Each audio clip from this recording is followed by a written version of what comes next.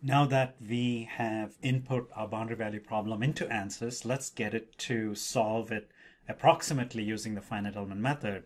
And it will do the hard work over here, but it's important for us to understand what's happening inside the black box as it's solving that mathematical model.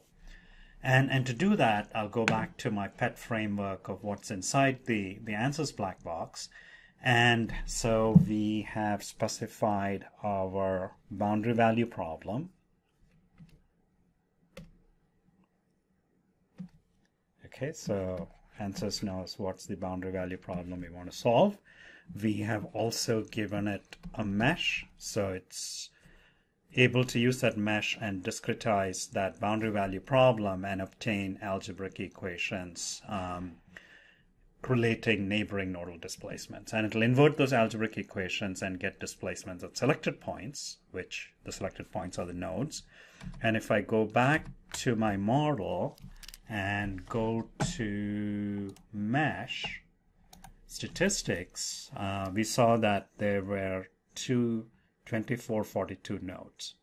And at each node, we need to determine, ANSYS needs to determine 3 displacements, u, v, w.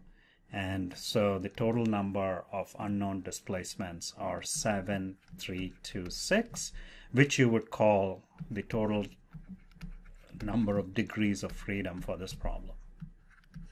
And of course, people now are doing problems with, billions of degrees of freedom. And if you this, it's going to do this in two steps.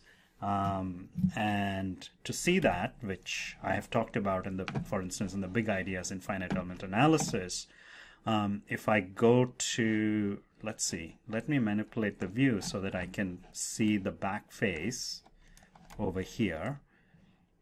And this is the only face at which we have displacement boundary conditions in this problem. And so we know that or ANSYS knows that u equals v equals w on these faces. So if I highlight the nodes on those faces, so I can just paint over that. So at all these nodes, it's easy to determine what the nodal displacements are. And those are just set to 0. So that's the first step. You look at the displacement of the essential boundary conditions, and ANSYS will set those to 0. And let's say there are NB nodes on that boundary.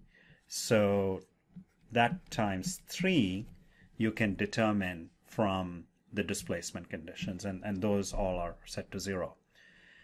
Now, so that means that of the 7,326 degrees of freedom, we know these. So the total unknowns are 7,326 minus the displacements for these nodes. That's 3 times NB.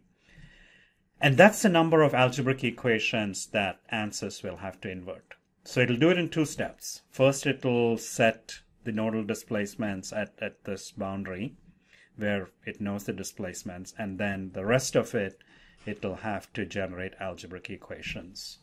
And then once it does that, it'll be able to, it'll know all the nodal displacements. So to do that, all you need to do is click solve. Okay, and so it says solving the mathematical model, and so it's done that in 2 steps, and now we should have all the nodal displacements. So we'll save the project.